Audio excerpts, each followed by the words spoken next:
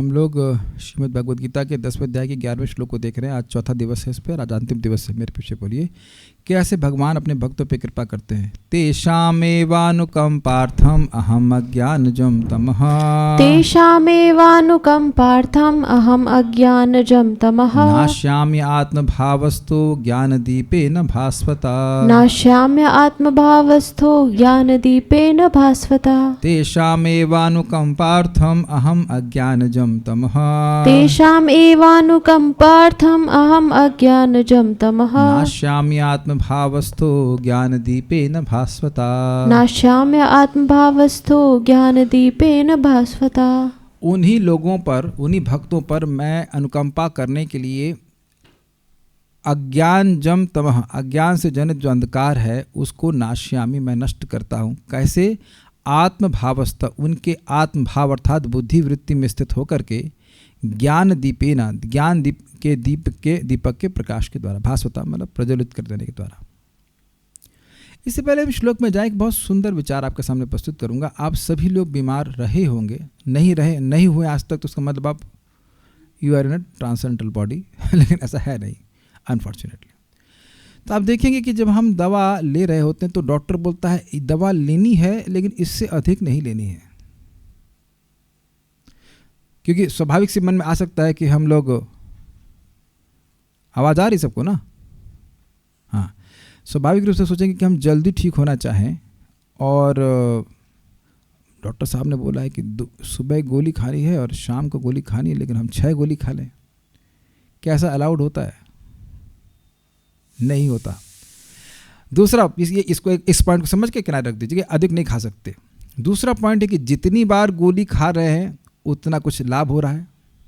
तो इक्वेशन तो ये बिठानी चाहिए कि भाई जितनी बार खा रहे हैं, अगर इस लॉजिक से चलें, जितनी बार खा रहे हैं तो उतनी बार दवा कार्य कर रही है, चाहे हम जाने या ना जाने, और हमारी बीमारी ठीक हो रही है। तो नेक्स्ट लॉजिक कंक्लूजन ये होगा कि 2 की जगह 6 खानी चाहिए, लेकिन वह डॉक्टर अलाउ नहीं करता। तो भक्ति के क्षेत्र में ऐसा लिमिटेशन नहीं है। जितनी बार हम भगवान की भक्ति के संपर्क में आ रहे हैं, ये अज्ञान जनित तम अंधकार नष्ट ही हो रहा है। और भक्ति शास्त्रों में कहीं नहीं लिखा है कि इतना ही कर सकते हो। क्या लिखा है? असकृत उपदेशात, 1 से अधिक बार कीजिए।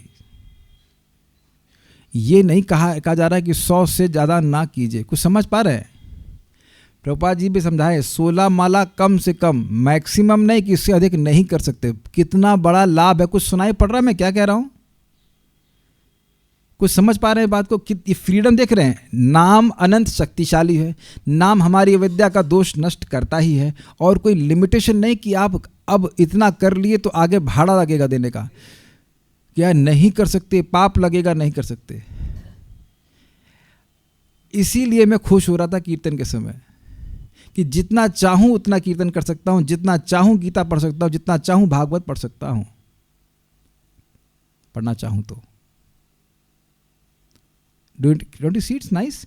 अच्छा, कहीं कहीं ऐसा हो जाता है कि वैद्य जी दवा अंदाज से देते हैं शायद ठीक हो जाए, लेकिन ये महाप्रभु जो हैं, चैतन्य वैद्यमाश्रय, चैतन्य रूपी महाप्रभु रूपी वैद्य हैं, ये एकदम सही वैद्य की सही दवा दे रहे। ए ने छे औषधि माया नसीबार लागी, हरिनामा महामंत्र लाओ तुम्ही मागी। तो ये एकदम सही औषधि। ऐसा नहीं कि देखो करके ट्राई करके देखिए शायद ठीक हो जाए, ऐसा नहीं है, ठीक होंगे ही। अब हमारे ऊपर है कि आज के दिन में हम कितना अधिक इस दवा को खाते रहते हैं। जितना संभव हो, कम से कम तो बोला ही जा रहा 16 माला, और अधिक भी कर सकते हैं, और गीता सुनते हैं। न सिर्फ भगवान की नाम, बल्कि भगवान की कथा, भगवान का प्रसाद, ये सभी हमारी अविद्या का नाश करने वाला है। तो अच्छा, अविद्या नाश होगी तब क्या हो जाएगा?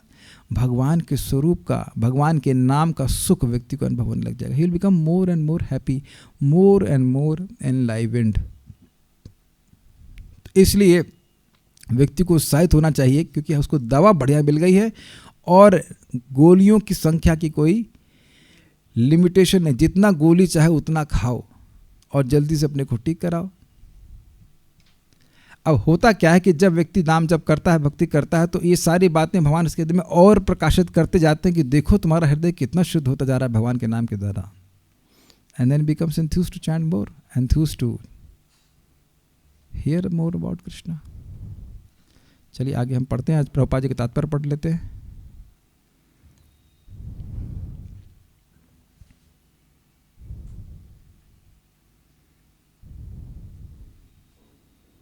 कहाँ गया? Page number 17। तात्पर्य प्रभुपाद जी का, जब भगवान चैतन्य बनारस में हरे कृष्ण के कीर्तन का प्रवर्तन कर रहे थे तो हजारों लोग उनका अनुसरण कर रहे थे। तत्कालीन बनारस के अत्यंत प्रभावशाली एवं विद्वान प्रकाशानंद सरस्वती उनको भावुक कहकर उनका उपहास करते थे कि चैतन्य, ए चैतन्य, इस चैतन्य की भाव के लिए यहाँ नहीं चलने वाली, ये चैतन्य चैतन्य चैतन्य बोले, लेकिन कृष्ण नहीं बोले। कभी कभी भक्तों की आलोचना दार्शनिक यह सोचकर करते हैं कि भक्तगण अंधकार में हैं और दार्शनिक दृष्टि से भोले भाले भावुक हैं, किंतु यह तथ्य नहीं है। परम पूज्य राधा गोविंद महाराज कहीं प्रवचन किए तो एक व्यक्ति बोले, आप लोग प्रवचन भी करते हैं? हाँ। कहते हैं क्यों आप ऐसा पूछ रहे हो? कहते हैं हम तो सोचते थे कि आप लोग मंजीरा ही बजाते हैं। उनके हिसाब से कि इस्कॉन वाले खाली मृदंग पीटते हैं और मंजीरा बजाते, उन्हें सिद्धांत के बारे में कुछ भी नहीं पता। ये जनरली होता है, जब युवावस्था का बच्चा भक्ति में आता है तो बाहर वाले अरे भावुकता है, नहीं लड़कपन है इनका, चाह रहे हैं भक्ति करने, कुछ दिन का है गेम, फिर बंद कर देंगे। लेकिन जान नहीं रहे कि देखिए, जो भक्त चाहे किसी भी उम्र का हो, जितना वह सिद्धांत सीखता जाएगा उतना ही वो भक्ति में और दृढ़ होता जाएगा। क्या श्लोक है वो चैतन्य चैतामृत का? सिद्धांत बोलिया चित्ते न करे आलस, इहा हईते कृष्ण चरण सुदृढ़ मानस। ये सिद्धांत है, ये बोल करके आलस नहीं करना चाहिए समझने में। क्यों? सिद्धांत समझेंगे तो मन भगवान में बड़ी दृढ़ता से लगता है, नहीं भक्ति तो करनी ही है, उसके अलावा है क्या? बहुत अच्छी बात है। आश्चर्य है कि उनको लगता है प्रभुपाद जी, वो लोग शायद प्रभुपाद जी के ग्रंथों को पढ़े नहीं हैं, आचार्यों की टीकाओं को पढ़े नहीं हैं, तभी तो कहते हैं कि भगवान की भक्ति केवल भावुकता है। भाव है, भाव समन्विता सुना था आपने, प्रीतिपूर्वक भजन है, लेकिन उसके पीछे भगवान का ज्ञान है। अहम सर्वस्व प्रभवो मत्तः सर्वम प्रवर्तते इति मत्वा भजन्ते माम बुधा भाव समन्विता। बुधा, भाई मैं आपको कहूँ बुद्धिमान है, आपको मुझे कहो बुद्धिमान है, ठीक है, लेकिन भगवान जिसको बुद्धिमान कहेंगे उसकी क्या स्थिति होगी बताइए? जो व्यक्ति भगवान को पूरे जगत का स्रोत मान करके, भगवान कृष्ण को जगत का स्रोत मानकर प्रीतिपूर्वक भजन कर रहा है, उसको भगवान बुद्धिमान कह रहे हैं। भगवान की बुद्धि क्या कहते? तो ब्रह्मा जी भी कुछ नहीं है, और वह भगवान इस व्यक्ति को बुद्धिमान कह रहे हैं जो उनका भजन सभी चीज़ों के स्रोत के रूप में जानकर करता है। तो ये भावुकता नहीं है। देखिए समझिए, हम लोग श्रद्धा रख रहे हैं लेकिन हम अंधश्रद्धा नहीं रख रहे हैं कि बस गुरु जी ने बोला हम स्वीकार कर लेंगे, ऐसा नहीं है। शास्त्र के आधार पर स्वीकार कर रहे हैं। इस भगवद गीता को पूर्ववर्ती आचार्यों ने स्वीकार किया है, ऐसा नहीं कि बस हम अंधे में तीर मार रहे हैं ना। ऐसे अनेक बड़े बड़े विद्वान पुरुष हैं जिन्होंने भक्ति का दर्शन प्रस्तुत किया है। अब तो आप लोग नाम से परिचित होंगे, श्रीला श्रीधर स्वामी, श्रीला विश्वनाथ चक्रवर्ती ठाकुर, श्रीला बलदेव विद्याभूषण पाद, श्रीला वल्लभाचार्य, बहुत सारे महान आचार्य हैं कि नहीं, सब भक्ति संप्रदाय में ही जुड़े हुए हैं। किंतु यदि कोई भक्त उनके इस साहित्य का या अपने गुरु का लाभ ना भी उठाए और यदि वह अपनी भक्ति में एकनिष्ठ रहे तो इसके अंतर से कृष्ण स्वयं उसकी सहायता करते हैं। अब इसका तो खूब दुरुपयोग हो सकता है। देखो लिखा है, प्रभुपाद जी कह रहे हैं कि साहित्य नहीं पढ़ने की जरूरत। ओहो, प्रभुपाद जी बोल रहे हैं, प्रभुपाद जी बोल रहे हैं कि साहित्य ना पढ़ो। मैं इसलिए बोल रहा हूँ क्योंकि मुझसे मेरे मित्र कह लीजिए हैं, मित्र भी हैं, सीनियर भक्त भी हैं, मुझसे ईयर्स में तो बहुत सीनियर हैं, लेकिन एक बार वो कह रहे थे देखो नहीं भी पढ़ रहा है तो ज्ञान प्रकाशित हो जाएगा। भाई मान लो वह इतनी सेवा में व्यस्त है कि उसे बहुत पढ़ने का मौका ना मिले, वो बात समझ में आती है, लेकिन पढ़ ही नहीं रहा है तो वो निष्ठ कैसे होगा? निष्ठ मीन्स फिक्स्ड। वो आज दिखेगा सेवा करते हुए, फिर उसके बाद कल नहीं दिखेगा, और ये देखा गया है, बल्कि ये ज़्यादा देखा गया है। It's good that there are new people but where are the old people. Prabhupada ji यही कह रहे थे, बड़ा प्रसिद्ध शब्द है कि my only criticism against my disciples is that they don't read my books. That means they read some books but not my books. समझ में आ गया ना? ये प्रसिद्ध है, हम कोई निंदा नहीं कर रहे हैं। प्रभुपाद जी का शब्द है कि मेरे शिष्यों के प्रति मेरी एक यही एक क्या कहेंगे निंदा है, या निंदा तो नहीं कहना चाहिए, समीक्षा है, आक्षेप है या आलोचना है कि यह वह मेरी पुस्तक नहीं पढ़ते। तो प्रभुपाद जी यह क्यों कह रहे हैं? देखिए बहुत सारे फायदे हैं। एक तो है माया से मुक्त जीव को स्वतः कृष्ण का ज्ञान नहीं होता। माया मुक्त जीव ना ही स्वतः कृष्ण ज्ञान, जीवे कृपा कइले कृष्ण वेद पुराण। तो माया से मुक्त जीव जो अपने को देह मान रहा है उसको अपने आप भगवान का ज्ञान नहीं होता। अर्थात अगर आप माया से मुक्त नहीं हो तो होगा, सुनाई पड़ा? अगर हम माया से मुक्त नहीं हैं तो भगवान का ज्ञान स्वतः होगा, लेकिन अभी माया से मुक्त हैं, अपने को देह मानते हैं। आप ऐसा नहीं कह सकते कि नहीं मानते हैं। तो इसलिए आवश्यक है कि शास्त्र की बात सुने। जैसे सोचिए, वो आप किसी ऐसे व्यक्ति से बात कर सकते हैं कि आप बात कर रहे हो बात ना करे। Make sense to the devotees here? आप मैसेज लिखते जा रहे हैं और उधर से कोई मैसेज नहीं आए तो आप कितनी देर बातें करोगे? Any answers? ना, ऐसे कैसे होगा? तो आप इधर से हरे कृष्णा कर रहे हैं, उधर से भगवान की बात तो सुनाई पड़ नहीं रही है। तो व्यक्ति को लगेगा पता नहीं हमारी बात सुन रहे हैं नहीं सुन रहे हैं। तो भगवान भी बोलते हैं वहाँ से, लेकिन भगवान की बात सुनाई पड़ती है शास्त्र के माध्यम से। क्योंकि माया से हम लोग मुक्त हैं तो भगवान को क्या पसंद है हम नहीं समझ पा रहे हैं, ना भगवान की बात हमें कुछ समझ में आती है ऐसे। इसलिए जब हम शास्त्र सुनते हैं, भगवद गीता सुनते हैं, भागवतम सुनते हैं, तो हमको समझ में आता है कि भगवान तो बड़े प्रसन्न हो रहे हैं नाम उच्चारण से।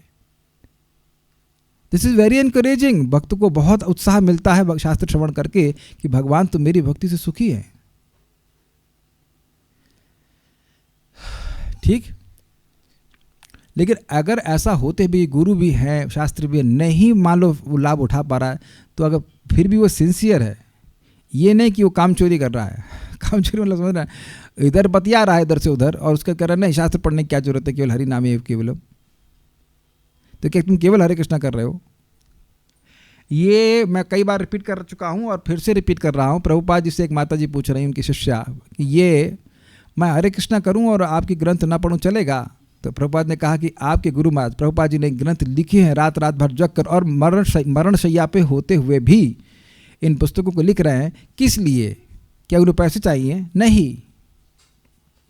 और आप वो चाहते हैं कि आप पढ़ो, और आप नहीं पढ़ती हो तो गुरु अवज्ञा कर रही हो। गुरु अवज्ञा हो गया नाम अपराध, नाम अपराध हो गया करती रहोगी तो तुम्हारी प्रगति होगी कैसे?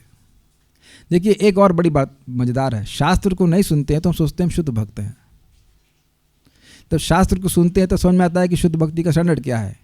तब लगता है कि अरे ये तो बहुत ऊपर है। तो व्यक्ति को नम्रता आती है, और नम्रता ही तो भक्ति में आगे बढ़ने की योग्यता है। बहुत सारी बातें आप लोग सीखते हैं ना, जब से लगता है कि अरे ये तो हमारा स्टैंडर्ड बड़ा अभी नीचे है, अभी तो और प्रगति करनी चाहिए।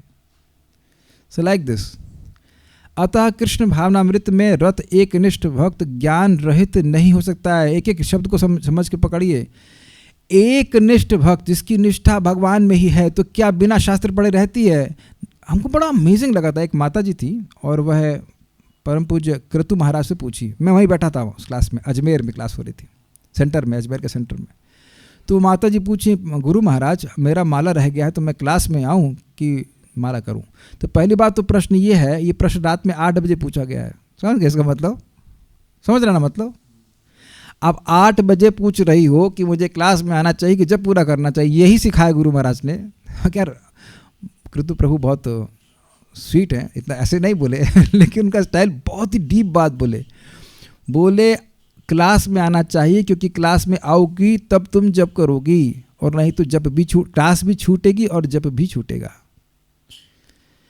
इस जगत में हर चीज छूट जाएगी और आज ही छूट सकती है, लेकिन इस लोगों की श्रद्धा बड़ी तगड़ी है। अपने आसपास देखते हैं कि लोग मर के चले गए और फिर भी बड़ी श्रद्धा स्ट्रांग है कि भोग और संग्रह से हम सुखी हो जाएंगे, इसलिए महान उद्यम करते रहते। कर रहे हैं कि नहीं कर रहे हैं? लेकिन भगवान के नाम में भक्ति में श्रद्धा नहीं है, इसलिए सुबह उठना भी भारी लगता है, बहुत से लोगों को भारी लगता है। आप ये नहीं कह सकते कि हम उठ नहीं सकते, ये कह ही नहीं सकते हैं, क्योंकि अगर कह दिया जाए कि सुबह 1 लाख रुपए मिलेगा तो पूरी रात जगेंगे। नहीं जग रहे हैं लोग। महीने में 50-60 हज़ार रुपये मिलता है साल का, तो पूरे महीने का तो पूरी रात जग के नौकरी कर रहे हैं कि नहीं कर रहे हैं? अगर ये भी कह दिया जाए कि एक नाम के 1 रुपये मिलेंगे तब भी उठ जाएंगे, क्योंकि 28,000 मिल जाएंगे ना, 28,000 नाम। तो पॉइंट इज हम लोग की श्रद्धा बहुत रूढ़ है, बहुत फिक्स्ड है। हम लोग एक निष्ठ हैं भौतिक भोगों को प्राप्त करने में, इसलिए उस पर कुठाराघात होना चाहिए शास्त्र का, तब व्यक्ति को धीरे धीरे बाद उसकी पकड़ जो है ना भौतिक प्रकृति भी ढीली पड़ती है। तो इसलिए इसको ऐसे आप नहीं ले सकते कि हम कुछ नहीं सुनेंगे और एक निष्ठ रहेंगे, हो ही नहीं सकता, असंभव है, वो हो ही नहीं सकता है, इट इज़ इम्पॉसिबल। आप देखिएगा जो लोग शास्त्र श्रवण नहीं करते, सामान्यतः, मैं ब्लैंकेट रूल तो नहीं बोलूँगा, सामान्यतः वो जब को भी गंभीरता से नहीं लेते, because there is no reason. और ये मेरे शब्द नहीं है, मैं श्रील भक्ति सिद्धांत से ठाकुर जी का कोट दिखाऊंगा कि भगवान की नाम की महिमा शास्त्र को सुने बिना समझ में नहीं आती, प्रेरणा नहीं मिलती है।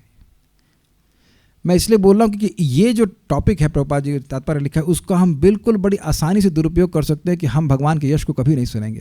क्या जरूरत है, बस हरे कृष्णा कर रहे हैं। इसके लिए इतनी ही योग्यता चाहिए कि वह पूर्ण कृष्ण भावनामृत में रहकर भक्ति संपन्न करता रहे।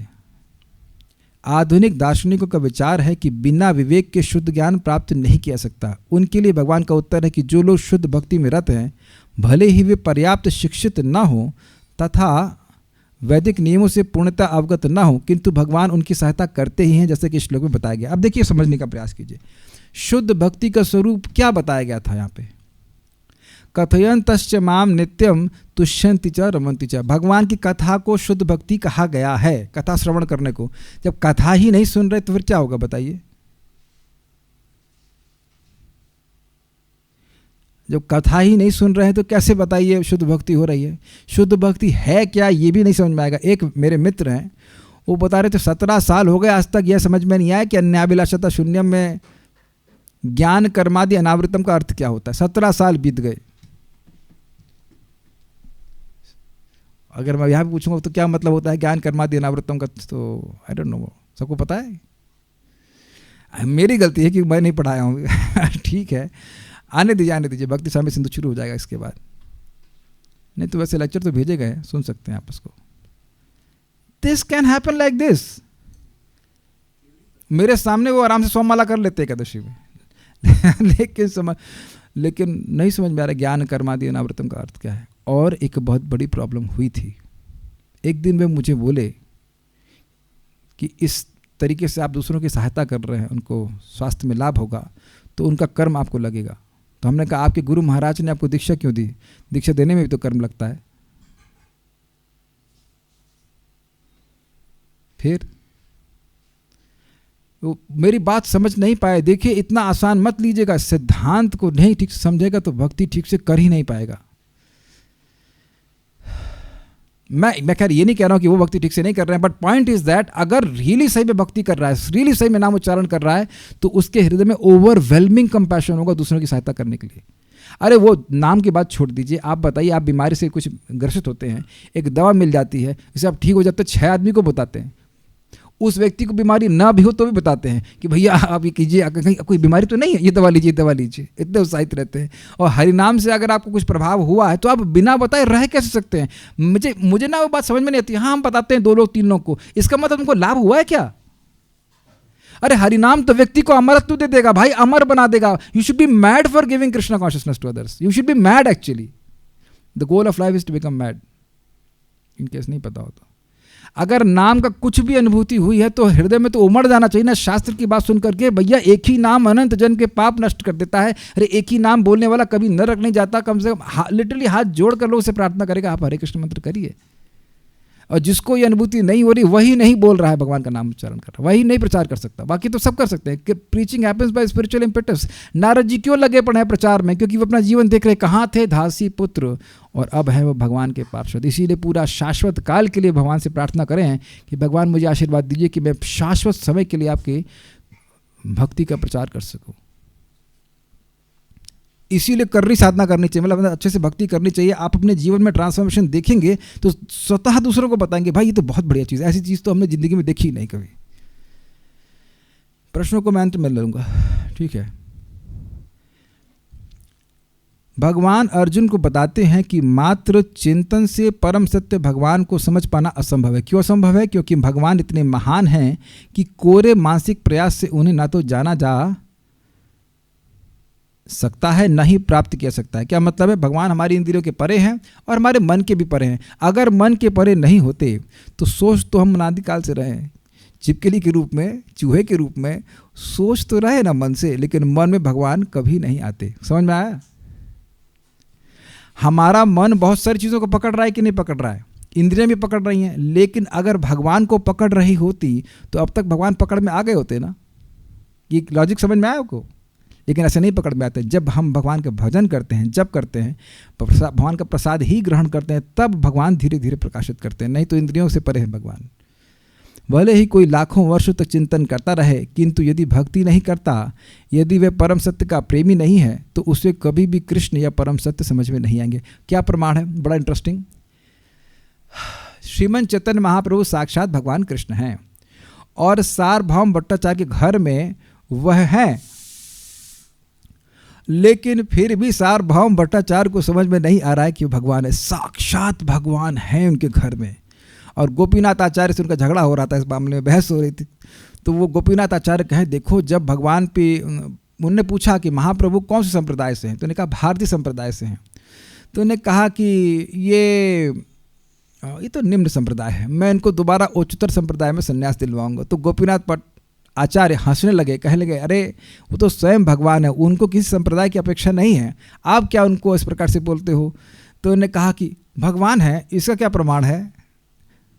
तो फिर वो कुछ प्रमाण शास्त्र के देते हैं, लेकिन वो मानते नहीं।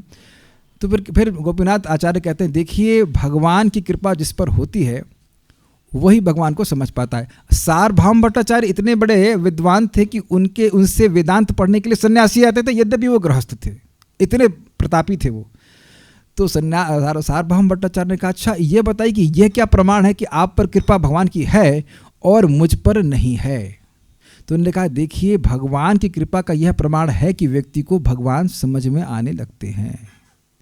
आपके पर कृपा इसलिए नहीं है कि भगवान साक्षात आपके घर में है, फिर भी आपको समझ नहीं आ रहा कि भगवान आपके पास है। This is amazing, is it not amazing? Directly भगवान से बात कर रहा है व्यक्ति, सार्वभौम भट्टाचार्य डायरेक्टली से, मैं आपसे बात कर रहा हूँ, ऐसे बात कर रहे हैं, फिर भी नहीं समझ में आ रहा। तो फिर भगवान आप पढ़ना, मेरा बड़ा मन कर, मैं पढ़ा चुका हूँ शायद सार्वभौम भट्टाचार्य का उद्धार, हाँ पढ़ा चुका हूँ। तो वहाँ बड़ा स्पष्ट फिर महाप्रभु जब कृपा करते हैं तब उनको समझ में आता है, ओहो ये तो साक्षात भगवान है। भगवान इतनी अद्भुत शक्ति रखते हैं कि आपसे बात भी कर रहे हो तब भी व्यक्ति को ना पता चले कि वे भगवान है। नाहम प्रकाश सर्वस्य इत्यादि। तो जब तक व्यक्ति भगवान का प्रेमी नहीं होगा, उसे भगवान नहीं दिखाई पड़ेंगे। ये बात नहीं समझ में आएंगे। परम सत्य कृष्ण केवल भक्ति से प्रसन्न होते हैं। केवल भक्ति मतलब किसी तपस्या से भी नहीं। कुछ भी कर लो, हाथ को ऐसे बांध दो 12 साल तक, मत सो, तब भी भगवान नहीं दिखने वाले। फिर भगवान कहेंगे अच्छा दूसरा हाथ उठाओ दूसरा हाथ उठाओ, अभी भी नहीं दिखे, अच्छा सर उठाओ, कुछ भी उठा लो, लेकिन नहीं दिखाई पड़ेंगे। जो भगवान का नाम उच्चारण करता है उस पर भगवान की कृपा होती है, भक्ति करता है उसकी कृपा होती है। और अपनी अचिंत्य शक्ति से वे शुद्ध भक्त के हृदय में स्वयं प्रकट हो सकते हैं। शुद्ध भक्त के हृदय में तो कृष्ण निरंतर रहते हैं और कृष्ण की उपस्थिति सूर्य के समान है, जिसके द्वारा अज्ञान का अंधकार तुरंत दूर हो जाता है। इसको विज्ञान को समझें, जैसे जैसे हम भगवान का नाम उच्चारण करते हैं, धीरे धीरे भगवान का नाम हमारे हृदय में उदित होने लगता है। उदित समझते हैं इंग्लिश में? Rise, yes.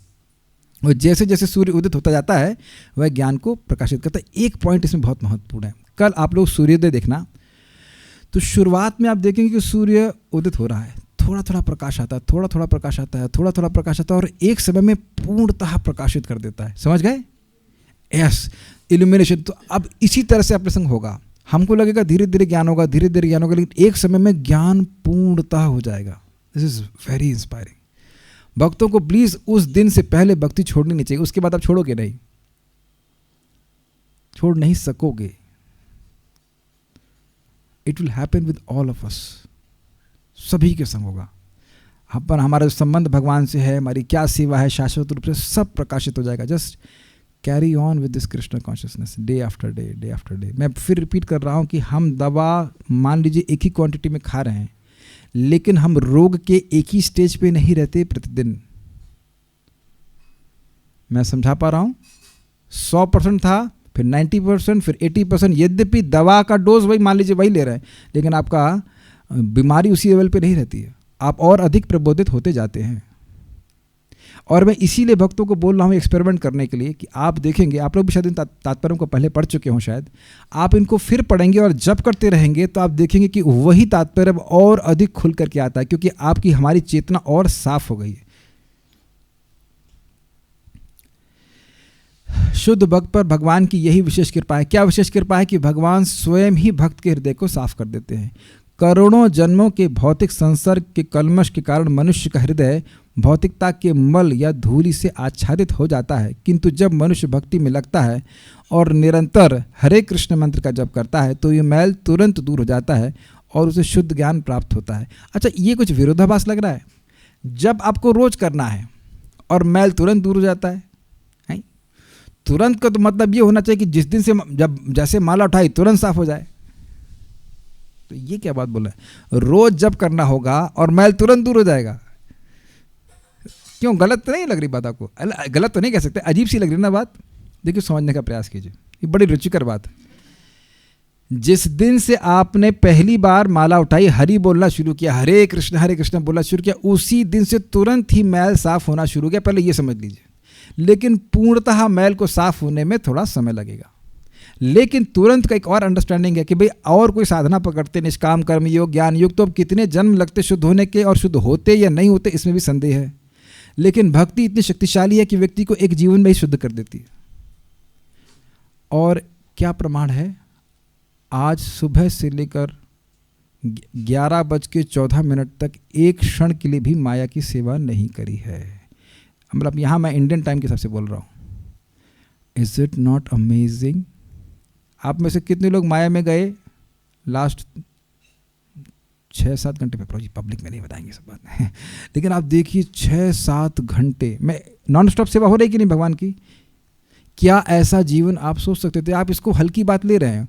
जो माया, सुनिए इस एंगल से, जो माया अनादि काल से आपके हाथ पैर, मेरे हाथ पैर बांध के रखी है कि तुम्हें कृष्ण की सेवा नहीं करने दूंगी, हम लोग प्रतिदिन, इसके बाद माया में जाएंगे नहीं जाएंगे हमको पता नहीं, लेकिन ये 6-7 घंटे 8 घंटे तो अभी नॉन स्टॉप कृष्ण की सेवा में लगे ही हुए हैं। क्या ये देखने का सामर्थ्य सबको आ रहा है? This is very encouraging, very encouraging. और स्पेशली माँ जानती कि ये भक्त संगत में पहुंच गया तो अब मैं कुछ भी नहीं कर पाऊंगी, तो गीता क्लास सुन के ही निकलेगी या निकलेगा। Agreed? Just see the advancement, you are already liberated. Can you see the liberation? समझ में आना चाहिए ना कि लिबरेशन है, समझ में आना चाहिए ना अनानास है, तब तो समझेंगे कि अनानास हमको दिया जा रहा है। जब यही नहीं समझ में आया कि मुक्ति क्या होती है, अरे कोई फल मालूम चले कि ये है, तब तो समझ में आएगा कि हमको ये दिया जा रहा है। भगवान की सेवा अपने आप मुक्ति है, कुछ करना नहीं पड़ता है अलग से। अब ऐसा शक्ल आप मैं बताओ देख रहे हो, ऐसा लग रहा है कि मैं अनानास कहाँ से आ गया। मैं कहूँ कि ये अनानास है, मैं बताऊँ ही नहीं, आपको पता ही नहीं है अनानास क्या है, तो आपको कुछ दिया भी जाएगा तो नहीं मालूम चलेगा ना क्या है। तो मालूम तो चलना चाहिए ना मुक्ति क्या है।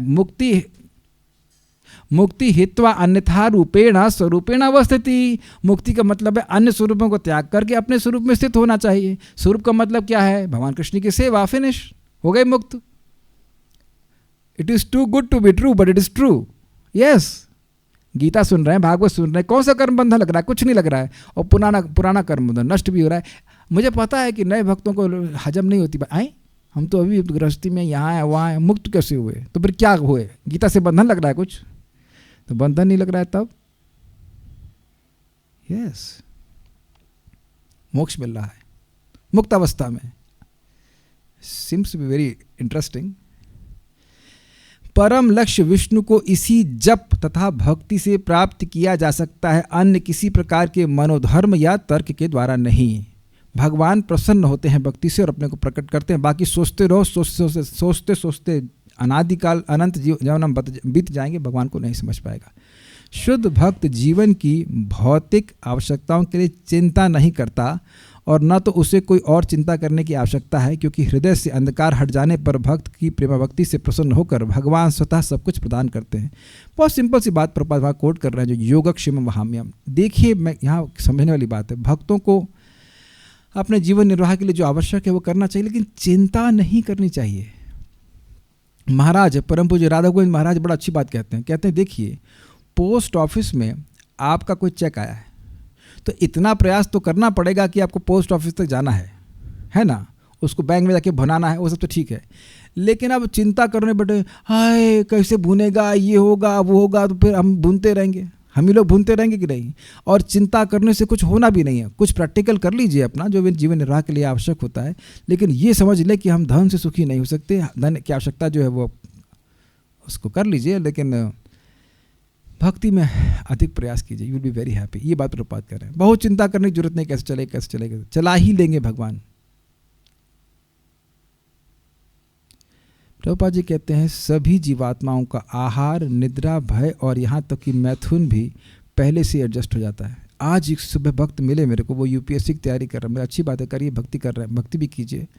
फिर उन्हें अपना हाथ दिखाया कि दाएं हाथ की उंगली ये कट गई है उनकी, और पाँव में भी चोट लगी थी। कहते कई बार एक्सीडेंट हो गया। हमने इसके लिए प्रार्थना किए थे।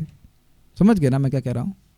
क्या इसके लिए प्रार्थना किए थे कि आपका हाथ कट जाए या पाँव में चोट लग जाए कस के? कहते नहीं।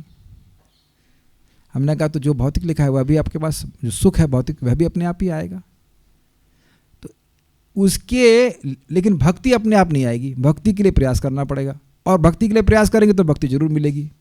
तो बुद्धिमान व्यक्ति यथासंभव भक्ति के लिए ही प्रयास करता है। ये बात प्रभुपाद कह रहे हैं। और आप एक इंटरेस्टिंग बात देखिए, मैं सोच रहा था, बहुत पे सोच रहा था कि हम प्रतिदिन यूट्यूब पे अपने वीडियो डालते हैं और हमें कोई चिंता नहीं होती, लेकिन दुनिया में लोग वीडियो बनाते हैं, उनको बड़ी चिंता होती है इसके व्यूज़ मिलेंगे कि नहीं मिलेंगे, है ना?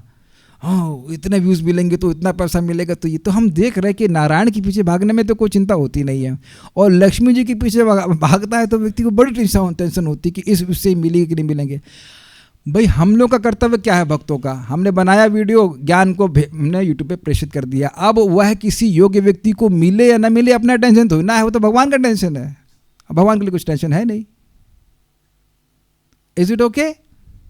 मैं बार बार भक्तों को बता रहा हूँ, आपको भाई पेट चलाने के लिए तो हमें कुछ करना नहीं है। मेरा ये सब जो कथा का प्रचार है वो तो पेट पालने के लिए करना नहीं है। पेट पालन का काम भगवान का। प्लीज़ समझिए प्रभुपाद जी का शब्द कितना अद्भुत है। अगर आप अनन्य भाव से भगवान का भजन करेंगे तो पेट तो भगवान पालेंगे ही। अब हमारा क्या कर्तव्य रह गया? हमारा कर्तव्य रह गया प्रचार करने का। Is it sinking in? This is very nice. Once Krishna has maintained you, it is your responsibility, it is your inevitable responsibility to preach. भगवान तो पालन कर ही रहे, अब मैं क्या करूं? मुझे बहुत अच्छी बात एक ब्रह्मचारी की लग रही थी, बहुत अच्छे मित्र हैं मेरे, कि रोटी तो मैं खा रहा हूं, मुझे कुछ सेवा करनी चाहिए। कितना सिंपल स्टेटमेंट है ना। मैं मंदिर में रोटी खा रहा हूं, मुझे कुछ सेवा करनी चाहिए। कितना अच्छा स्टेटमेंट है ना। हाँ, मैं ऐसे फ्री की रोटी कृष्ण की कैसे खा सकता हूँ? मेरा जीवन में व्यर्थ कैसे कर सकता हूँ बस केवल अपना परिवार पाल करके? वो भी कृष्ण का है, मेरा भी नहीं है। ऐसा फायर भक्तों को होना चाहिए। Think about it. I mean this is very very nice. We should do something to preach. Something. पता है आपको, केवल एक व्यक्ति को अगर आप बचा लेंगे तो कृष्ण आपको निश्चित बचाएंगे। Just one person.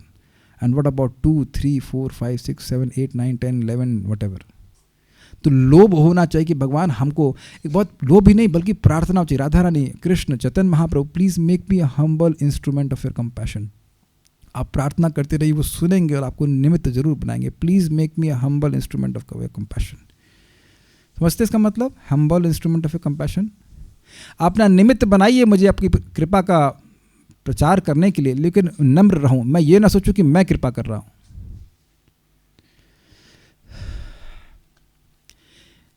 यानी हाँ, सब कुछ बात समझ में आती। एक जगह हाँ, सार्वभौम भट्टाचार्य बड़े विद्वान थे, लेकिन जब उन पर महाप्रभु की कृपा हुई तब उनको समझ में आया नाम उच्चारण की महिमा और नाम को दूसरों को देने का महत्व। सुनाई पड़ा मैंने क्या कहा?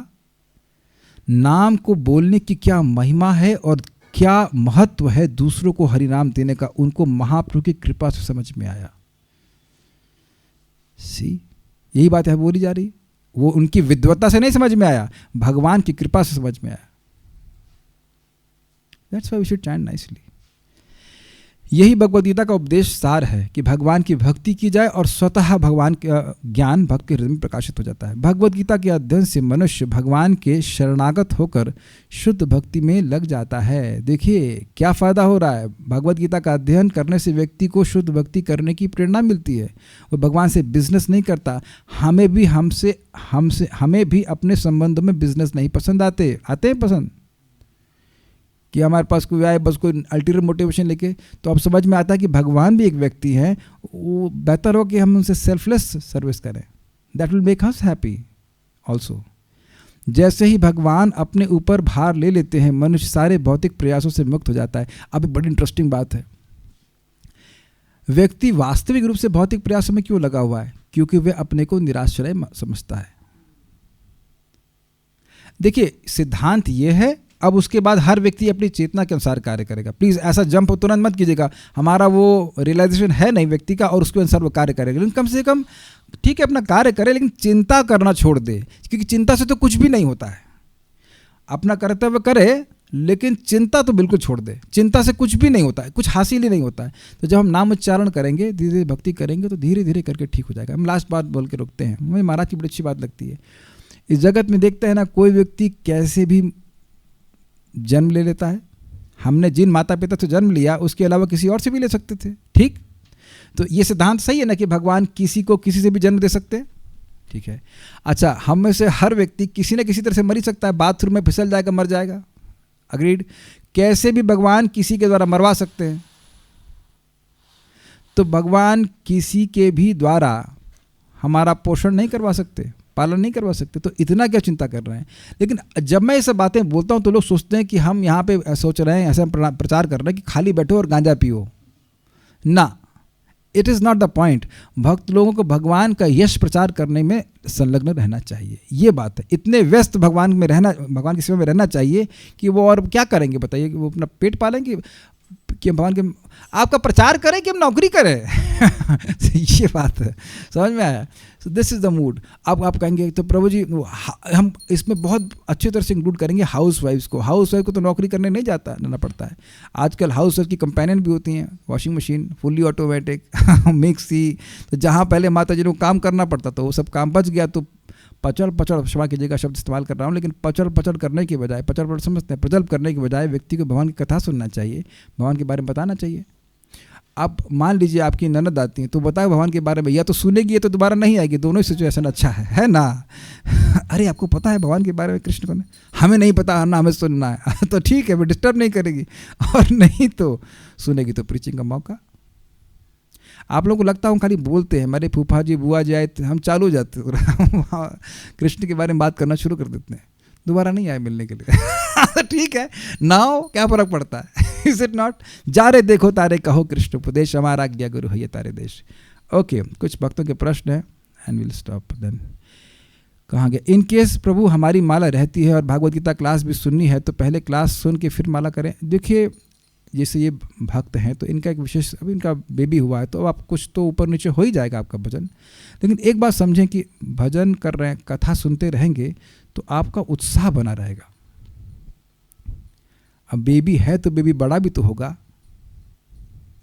उसके बाद अभी थोड़ा बहुत डिस्टर्ब कर रहा है, आगे नहीं डिस्टर्ब करेगा। तो भगवान आपकी व्यवस्था को देखते हैं, सॉरी अवस्था को देखते हैं। You are sincere person so you can do the necessary. हम यहाँ क्लास को बहुत लंबा तो नहीं करते, 1 घंटा करते हैं तो 1 घंटा थोड़ा एडजस्ट कर लीजिए, अगर कर सके तो कम से कम 1 क्लास तो जरूर सुन लीजिए, नहीं तो फिर पूरा जीवन पूरा दिन तो बेबी ही करते रहेंगे। नहीं, ये बात है। क्या बोल रहे हैं? श्रवण कीर्तन का स्वरूप शक्ति है और भक्ति शुड नॉट कवर विद ज्ञान एंड कर्म। पता नहीं क्या कहना चाहते हैं। ओके, और कोई प्रश्न नहीं है। एक भक्त ने ऐसे लिखा है, श्री भगवान का नाम हृदय में उदित होने से क्या तात्पर्य है? कि उनका नाम उनसे अभिन्न है और निरंतर उनका नाम चलेगा हमारे हृदय में? Well this is one thing. अच्छा प्रश्न है, तोड़ के वो उत्तर दूंगा।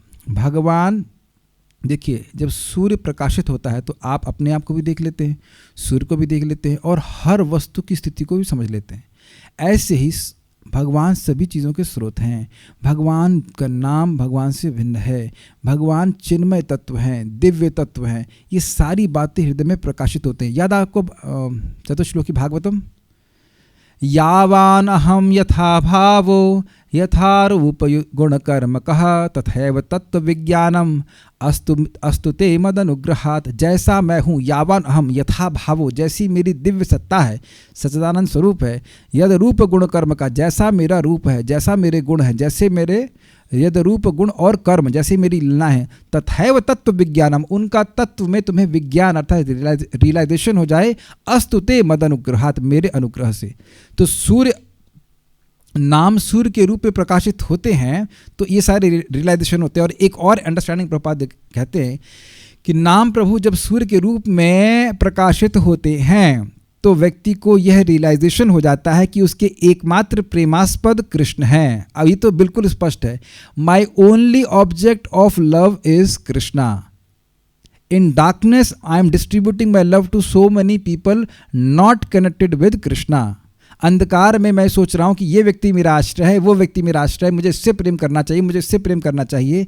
लेकिन जब सूर्य रूपी भगवान का नाम हमारे हृदय में उदित हो जाएगा, सारे अज्ञान को नष्ट कर देगा, तो समझ में आने लगता है कि अरे भाई मैं भौतिक संबंधों के द्वारा सुखी नहीं हो रहा।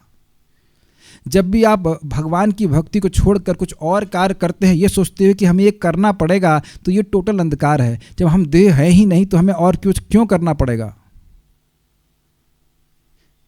Do you agree? जैसे आप लोग जिस नौकरी में कर रहे हैं, जिस भी कंपनी में नौकरी करते हैं, सहज विश्वास होता है ना कि यही कंपनी हमारा पालन कर देगी, हमें कहीं और नौकरी करने की जरूरत नहीं। समझ में आ गया? लेकिन इसको हम लोग इमिटेट नहीं कर सकते। जैसे जैसे हमारा हृदय शुद्ध होगा, ये बात समझ में आती है कि एकमात्र पालन करने वाले कृष्ण है, तो हम कृष्ण से ही प्रेम करेंगे। और यह भी दिखने लग गया होगा भक्तों को कि भाई ये भौतिक संबंधों को निभाने से मुझे कुछ मिल ही नहीं रहा है, मैं क्यों निभाऊं? अच्छा, नहीं निभा के क्या नुकसान है? विचार कीजिए, निभाने से कोई फायदा नहीं और नहीं निभाने से कोई नुकसान नहीं। तब तो कुछ लोग कहते हैं कि मरने में आएंगे तो तुम देखोगे कि भाई ये लोग हमारे मरने में आए। हाँ बताइए, हाँ सही बात है, मुर्दा अटेंडेंस ले रहा, अच्छा ये भी आए राम नाम सत्य बोलने के लिए। अरे पानी में फेंक दिया जाएगा तो भी क्या फर्क पड़ेगा बताइए? अजामिल कौन जलाने आया? अजामिल के शरीर को जलाने आया कोई नहीं, वो तो वैकुंठ में चला गया। Who cares? नारद जी दासी पुत्र थे, उनका तो कोई बच्चा नहीं हुआ, कोई लड़का नहीं हुआ, लोगों को बड़ी चिंता होती है, लड़का नहीं होगा तो अग्नि कौन देगा? अरे तुम्हें उसे मतलब क्या है? भगवान तुमको ऐसे उठा के लेके जाएंगे। नारद जी को नहीं लेके गए, आई मीन टू से दासी पुत्र को। इतना अपेक्षा करेंगे, अरे भाई इसको तो अग्नि देने के लिए कोई नहीं है तो अब तो उसकी दुर्गति होगी। अजामिल का कौन था बताइए? अजामिल के लड़के भी दासी वेश्या से थे, वो देते भी अग्नि तो क्या फर्क पड़ता है? कुछ शास्त्र में विश्वास करके चलना चाहिए ना। थोड़ा सा भक्तों को रिवोल्यूशनरी स्पिरिट में होना चाहिए। जितना नाम जब करेंगे तो समझ में आएगा भाई इन संबंधों से कोई मतलब नहीं है, हम तो ऐसे जी रहे हैं, बड़े मजे में जी रहे हैं। सारे संबंध हमारे आप ही लोग हैं भाई, आप ही लोग से बात करते हैं, आप ही लोग से जो भी आता है भक्त आओ प्रसाद खाने आओ। बाकी भौतिकतावादी संबंध वाले तो आते ही नहीं, तो खतरनाक भैया व्यक्ति और टच ही नहीं करते।